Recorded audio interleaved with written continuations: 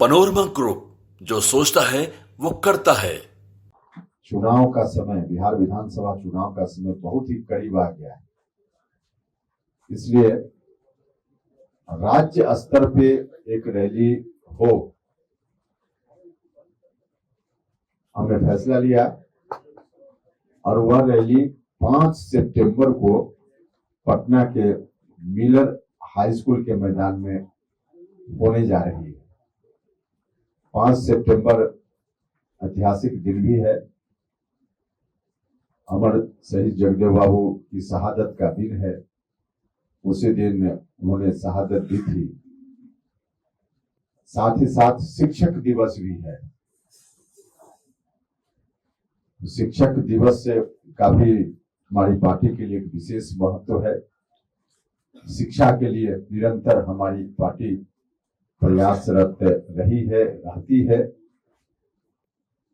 तो इन दोनों दृष्टि से इस तारीख को हमने रैली करने के लिए इसका चुनाव किया और उसी के अनुसार 5 सितंबर को मिलर हाई स्कूल पटना के मैदान में वही रैली संवैधानिक सुधार, संवैधानिक अधिकार परिसीमन सुधार महारैली का आयोजन होने जा रहा है। इसकी तैयारी लगभग पूरी हो चुकी है।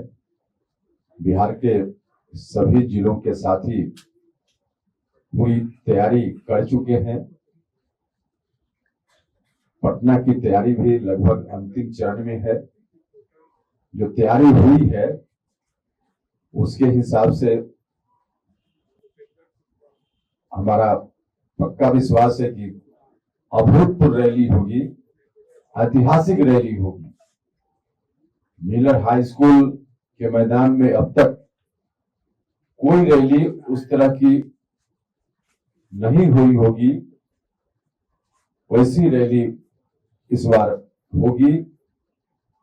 और पिछली तमाम रैली चाहे किसी भी पार्टी की हो जो मिलर हाई स्कूल के मैदान में आयोजित होती रही है, उससे काफी अधिक संख्या में लोग आने वाले हैं। सब जगह से जो लोग आ रहे हैं, इसके आधार पे हम बता रहे हैं।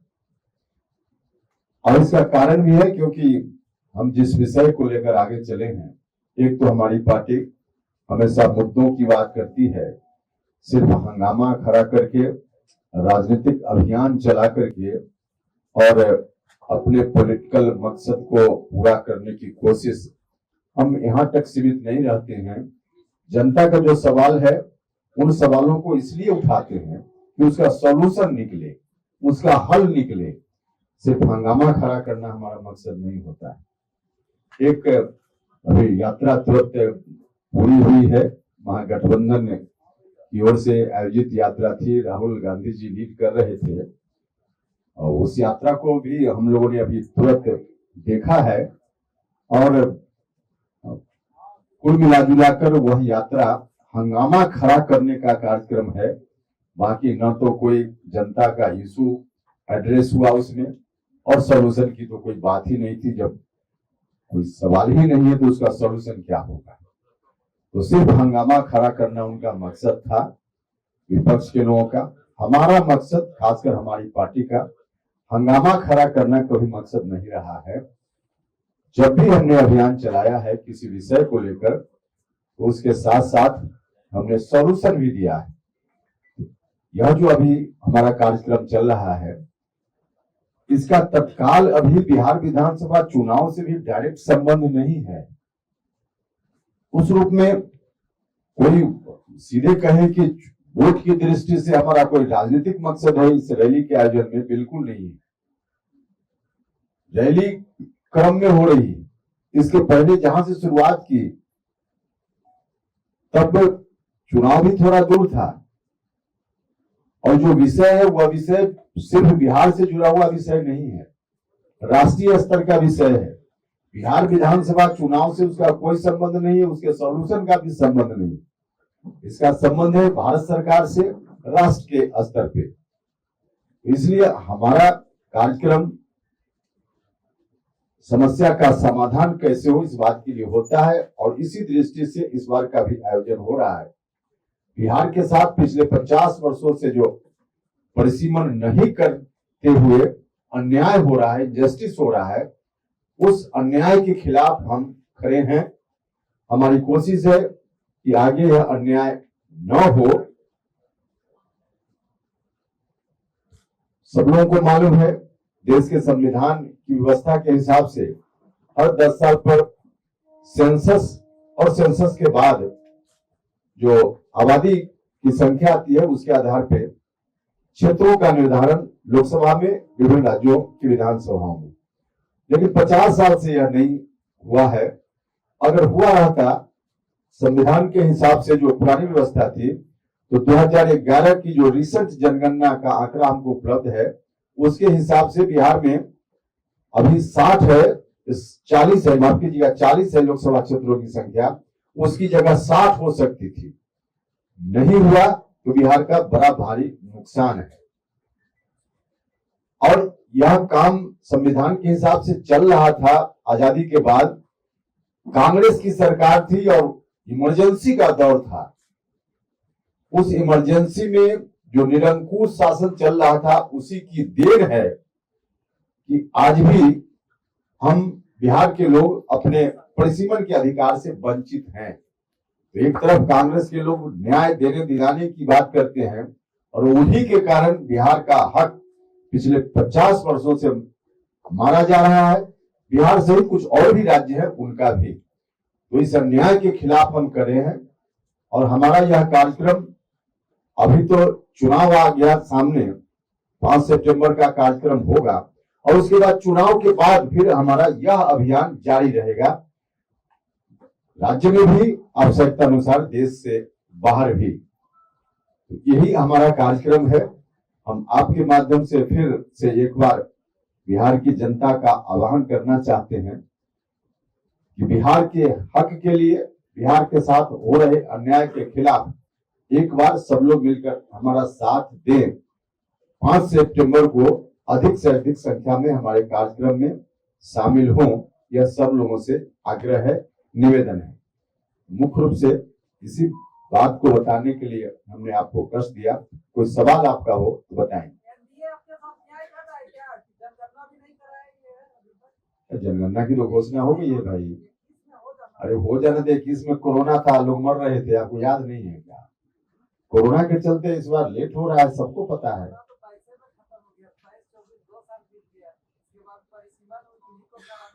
परिसीमन का जो परिसीमन कराना है, परिसीमन 2026 तक जो कांग्रेस के लोगों ने किया शुरुआत में, उसके चलते 2026 में ओपन होने की स्थिति बनेगी। अभी तो बंद ही है परिसीमन। तो 2011 की जनगणना के बाद अगर पुरानी व्यवस्था रहती, कांग्रेसियों ने गड़बड़ी नहीं की हुई होती, तो उस वक्त होता। अब तो होगा अगली जनगणना के बाद ही, और अगली जनगणना कोरोना के चलते विलंब से हो रही है, लेकिन 2026 में 27 में आगे जनगणना भी प्रस्तावित है। सीट शेयरिंग को लेकर बात बन रही है, बैठक हो रही है, और जीतन राम मांझी कह रहे हैं कि 20 सीटें हम डिमांड करेंगे। तो आपकी तरफ से भी कोई आंकड़ा दिया गया है क्या? बैठक भारतीय जनता पार्टी का है, जहां तक मैंने सुना है, तो फिर उसमें हम लोगों का काम होगा। सीट को लेकर के आप लगातार आवाज उठाए हैं, फिर बोध गया को लेकर के भी लगातार आवाज उठा रहे हैं, लेकिन अब तक कोई कुछ भी अभी सरकार नहीं बताया गया। क्या कहेंगे? तो परिसीमन के लिए अभी क्या सरकार की ओर से बताया गया? 2026 में हम देखिए, क्योंकि जो विरोधी ताकत है, साउथ के कुछ पॉलिटिकल पार्टीज के लोग हैं, उन्होंने परिसीमन आगे भी न हो इस बात के लिए गोलबंदी कर ली है, प्लेटफॉर्म बना लिया है। तो हमको लगा कि अगर एक तरफा बात जाती रहेगी तो कहीं ना कहीं फिर गड़बड़ी की आशंका बन सकती है। उनकी प्रतिक्रिया में हमको लगा कि एक बार हम लोगों को भी गोलबंद होना चाहिए उनकी आवाज के खिलाफ। तो यह गोलबंदी है। अभी सरकार, आगे सरकार की ड्यूटी होगी ना, अभी क्या ड्यूटी है इस संदर्भ में? सीटों को लेकर सर कोई आंकड़ा आप लोग के मन में है क्या? क्योंकि बाकी जो इंडिया घटक मन में बिल्कुल है, लेकिन मन की बात मन में रहेगी, आपको नहीं बताएंगे।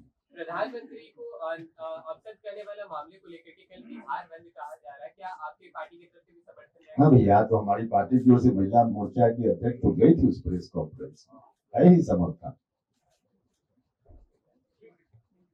चलिए, बहुत धन्यवाद।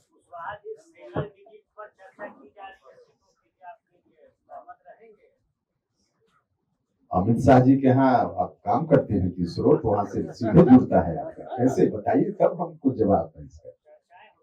चर्चाएं कहाँ होती है? अब चौक चौराहे पे आप जाइए, एमएलए फ्लैट की दुकान जो सब है, वहां तो रोज लोग मुख्यमंत्री बनाते हैं और शाम तक रोज हटा देते हैं। अब वहां जो चर्चा हो रही है उसी चर्चा में हमको भी शामिल करना चाहते हैं, उस चर्चा में हम नहीं शामिल हो सकते। वोटर ये मतलब आपको 10 से नीचे तो ये कहाँ से ये डिजिट का मामला आ गया? ये कहाँ से आ गया? अच्छा उतना बात छोड़िए, आपकी क्या मांग है? हमने कहा नहीं, मेरी के सवाल का जवाब तो दिया ना हमने। मन की बात है, मन में रहेगी। सब कोई बोल रहा है सर, आप हैं? बोली दिए, चार पांच बोली दिए।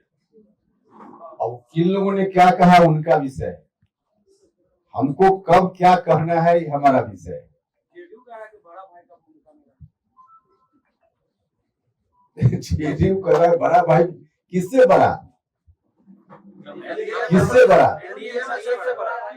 सर श्रवण कुमार का बयान है कि जेडीयू इलेक्शन में बड़ी भाई की भूमिका निभाएगी।